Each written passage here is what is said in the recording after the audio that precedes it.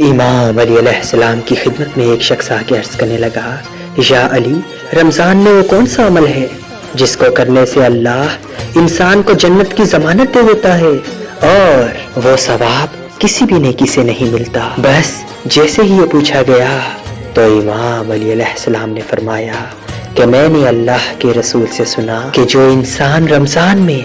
اپنے کسی روٹھے ہوئے دوست یا رشتہ دار کو مناتا ہے تو اللہ اس انسان کے دونوں جہان روشن کر دیتا ہے اور اپنے فرشتوں سے یہ وعدہ کرتا ہے کہ اس نے میرے رحمت کے مہینے میں کہ اس نے اپنے دوستوں اور رشتہ داروں کی پرانی باتوں کو معاف کر دیا، اے میرے فرشتوں اس کے تمام گناہ معاف کر دو اور اس کے مقدر میں دنیا اور آخرت کا وہ مقام لکھ دو جس کا کوئی مثال باقی نہ ہو۔ اے لوگو، جب بھی رمضان آئے تو اپنے روٹھے ہوئے دوستوں اور رشتہ داروں کو منایا کرو، کیونکہ جو انسان رمضان کے مہینے میں اپنے رشتہ داروں کی غلطیوں کو معاف کر دیتا ہے